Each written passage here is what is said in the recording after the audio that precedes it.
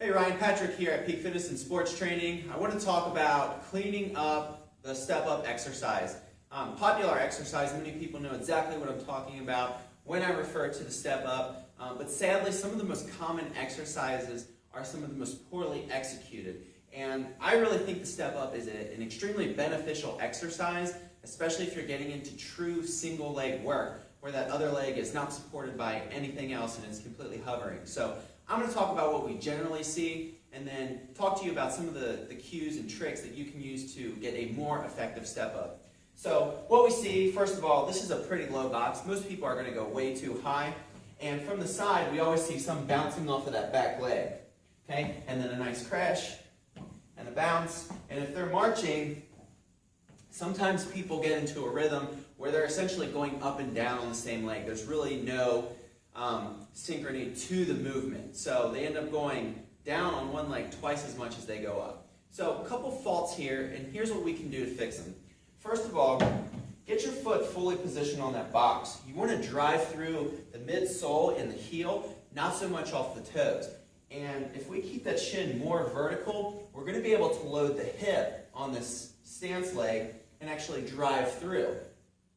So you'll notice that this is the working leg, and in a position where I'm standing up, I can't put any force into that box. I actually have to jump off this back leg to get there. So what we want to do is, while maintaining that erect posture, we're going to lean forward. Okay, so now I've loaded this leg. I've unloaded this leg just a little bit, so I don't need to jump off that foot. What I can do instead is think about driving my foot through the box and then finishing nice and tall. Now, on the descent, it's hard to control this, and especially if you've got weight in your hands, but if you're doing body weight, you should be able to drop nice and smooth and stay in that position. If we're looking at an athlete, this is going to be more of a position of acceleration as well, so it translates to the sport a little bit nicer than jumping off this back leg. You'll notice I'm keeping this leg planted, and for beginners, I really like to use this leg on the box, staying there so that they can remember to lean and drive through that hip and finish all the way squeezing the glutes. Okay, again, controlling down, and we're right back up. You'll notice this is a total body lean. It's not a pitch forward at the waist. So we want to maintain that line. Okay, from the front view, we see a lot of the knee wobbling. We see an arch that collapses and the knee follows. We also see when the box or the weight is too high, we see a hip kick.